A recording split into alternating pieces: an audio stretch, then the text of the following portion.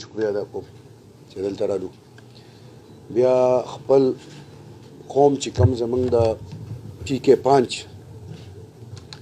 ډېرې زیاتې ستونزې او زه چې کله 2013 کې خدای پاک راوستم الیکشن موږ وګټو د هغې نه مخکې مې یو 25 کاله مخکې موږ واړو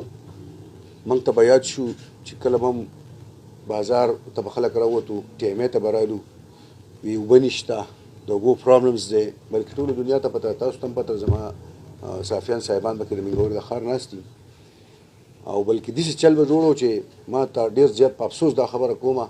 چې یو ماشوم یې د سکول نه پاتې کوو چې نن ستا د اوبو نمبر دی ته به اوبه راډکې او هغه خبره هم ما ته یاده شي چې د پیزاګټ نه دې خوا کم چې وتکې شادره ختم شي هلته په موړ کې یو دوکان و پای کې یو کوی او هغه کوی کې به ګاډۍ به خلکو نه مالدارو خلکو به سوزکي بول او د هغه کوی نه به یې اوبه راډکې کړې په بیلرو کې کورونو ته به یې راوړې هغه به یې څکلې بیا د هغې نه بعد ورو ورو سټیپ بای سټیپ مطلب دا چې کار وشو بیا موږ 2013 کې ګورنمنټ راغی بیا موږ څه ټوبلې شروع کړې خو ټوبلې نه بیا ډبلیو سی کمپني راله هغې هم ښه پوره انجینران موږ په غټو غټو تنخواګانو باندې واغستی شو او دا تاسو ورته ورکړو چې ستاسو به د اوبو د صفایي کاري نو هغه هم پکې ښه پوره اچیومنټ وشو او مطلب دی چې لږه لږه وزارداره خبرې پکې وشوه خو مسله ختم نه شوه بیا د 2014 نه واله تر د دې پورې موږ په ګریویټي سکیم باندې یو ډېر محنت شروع کړو نو هغې کې بیا لګیاو موږ جیکا کمپني ته ورکړو جیکا کمپني هغې اخره کې سروې هم وشوه د سروې نه بعد زه خپله باندې مدین ته لاړم چیل ته وږې تللی وم خوازخیل ته تللی وم باغډیرې ته تللی وم هغه موږ چې کله پروپوزل کېناستو نو هغو موږ ته انکار وکړو چې یاره دا د ډېر روپو شی دی موږ دا نشو کولی د هغې نه بعد بیا الله پاک رحم وکړو زموږ دوباره په 2018 کې بیا ګورنمنټ راغی او خپل وزیر اعلی زموږ چیف منسټر صاحب محمود خان چې زه دلته د هغه شکریه ادا نه کړم نو زما په خیال د الله حکم دی د پیغمبر سلام شاد مبارک دی کوم انسان چې د انسان شکریه نشي ادا کولی دی د الله هم نشي ادا کولی لکه زه اول د هغه شکریه ادا نه کړم چې زما سره زما د قوم سره هغه ډېره زیاته ښېګړه وکړه او په دې کې په زما سره تیر حکومت کې هم محب الله خان او هغه ډېر انټرست اخیستی و حلقې بدلې خو زما سره به ګرځېدل اسلام آباد ته راسرتلي دي نو هغه بیا خدای پاک الله خپله باندې چې منسټر کوو نو هغه بیا موږ ایشیا ډیولپمنټ بینک ته راوغوښتو هغې کې موږ سره دوباره شروع کړه هغه ډېر اوږده داستان دی خو کامیابه شوه او به بار به اسوات د سکیم نه ویستو یاره چې په سوات باندې حالات دا دي او دا دي یو بانه به یې کولو خو نه چې په نصر صاحب ویل چې تاسو په سوات کې کار کوئ نو په ټول کې بي کې به کوئ که سوات کې نه کوئ نو بیا به کار دا ده چې سوات والا خلک خاص کر منګورې ښار والا 70% خرابې اوبه څکي او 30% خلکو ته اوبه نه میلاویږي په تکلیف میلاویږي اسکیم زما د مشرانو په دعاګانو باندې زما د خویانو په دعاګانو باندې الله پاک اسکیم نن فاینل شو ان شاء الله تعالی په هفته نیمه کې به موږ هغې ته به کشۍ را پرېږدو او کار به پرې شروع کوو اګریمنټ وشو مکمل سیسټم یې ختم شو نو زه خپل فی کې 5 والا ته منګورې ښار والا ته مبارکباد ورکوم چې الله پاک یو مسله حل کړه او ان شاء الله ټریفک مسله کې زمین ختم اب هم دستي بیا اب ډېره دستي حل شي دا ټوټل زه تاسو ته د هغې ډیټایل وایم چې دا به څنګه راځي او په کومه طریقه به راځي په دې کې ټوټل پایپ لاین چې کوم دی هغه 450 کیلومیټر یو پایپ دی 150 کیلومیټر بل پایپ دی نو دا ټوټل پایپ لاین چې کوم دی دا 600 کیلومیټر پایپ لاین به موږ په ټول ښار کې دننه خورو دا ډېر غټ دغه دی د هغې وجه دا ده چې کم پایپونه زموږ د والي سوات د وخت دي بیا چې زموږ ګورنمنټ راغلی څومره خلک راغلي هغه پایپونه به موږ بالکل ضایع کوو او د هغې نه بعد به نوي پایپونه تر د کور د ټوټۍ پورې به موږ اخورو او په دې کې بیا ټانکۍ دي ټوټل زموږ کیپیسټي چې کوم نن دا د 1 کروڑ 20 لاک ګیلنه ده د منګورې ښار دپاره پکار ده نننه پورې موږ په دې کې به یو ټانک جوړو 136 کنه ځمکه هغې لپاره موږ اخیستې ده او هغه به موږ 3 کروڑ ګیلنه موږ به کیپیسټي به 3 کروڑ ګیلنه 1 کروڑ 20 لاک موږ د 3 کروڑ جوړو ځکه چې مستقبل کې به اوسو ګناه ځکه آبادي روانه ده او چټیږي نو موږ به دا 20-25 سال مخکې سوچ کوو چې یاره سبا به څه کېږي دا به د قمبر د چوک نواله څومره پی کې پان چې کم دی دا به ټوټل کورونو ته هوټلو ته سروس سټیشنو ته څومره چې اوبه استعمالېږي دا اوبه پای کې استعمالوو. بیا د هغې سره په دې کې زموږ سره ټوټله زموږ ټانکۍ چې کوم دي 18 ټانکۍ به موږ جوړو. 48 زموږ سره دي. په دې کې 48 انچ پیپ دی. 48 انچ دا کم پایپ لاین چې موږ راولو دا به په 15 فوټ کې زموږ 15 فوټ ځمکه وي او دا به موږ 48 انچ پیپ راولو. دا به ډایرکټ پیزاګټ ته راځي. د سیند نه به سیده هلته به موږ ټانک لګوو په 136 کناله کې. ټانک به فلټري به دا به هلته ښه فلټر کېږي، صفا کېږي، سټور کېږي به. د هغې نه به صرف پیزاګټ ته راځي او د پیزاګټ سره سره به دا په ګریویټي باندې راځي چې کوم بغیر د بجلۍ نه راځي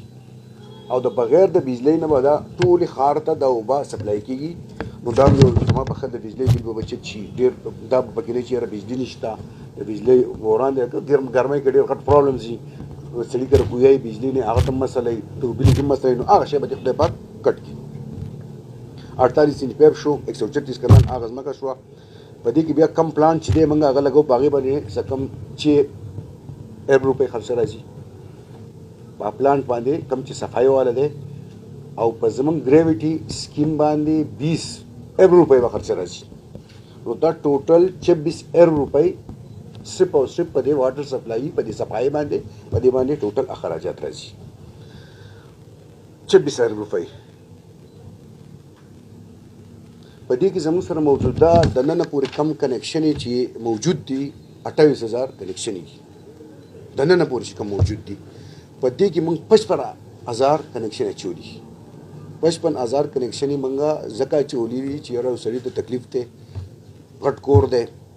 یو کنیکشن ورته لګېدلی دی او په هغې باندې ګزاره نه کېږي. نو که سړی دویم غواړي دریم غواړي نو ته دا منع نه ده، ځکه چې د هر کنیکشن دپاره هغه ته به میټر لګېدلی او د میټر د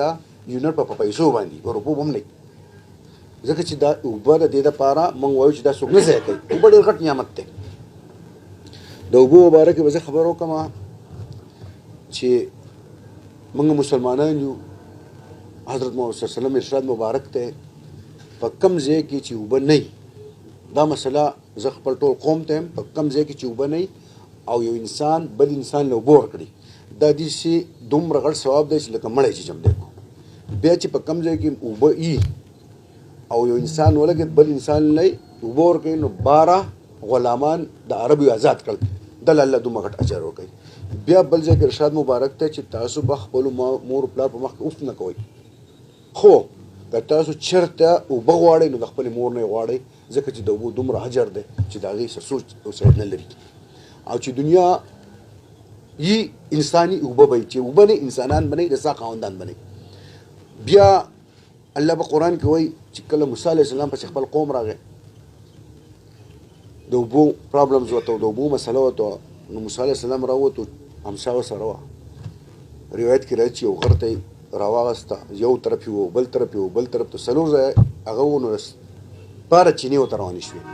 3 د یو طرفه 3 د بل طرفه 3 د بل طرفه. کم 4 قومونه هغو ته چینې روانې شوې، هغه الله پاک د غر نه چینې راویستې د هغو موسی علیه السلام د قوم لپاره. مقصد مې د خبرې دا دی چې زمونږ د اوبو ډېره غټه مسله وه، ډېر غټ پرابلم دي او د الله مهرباني ده. نه پوهېږم د چا دعاګانې دي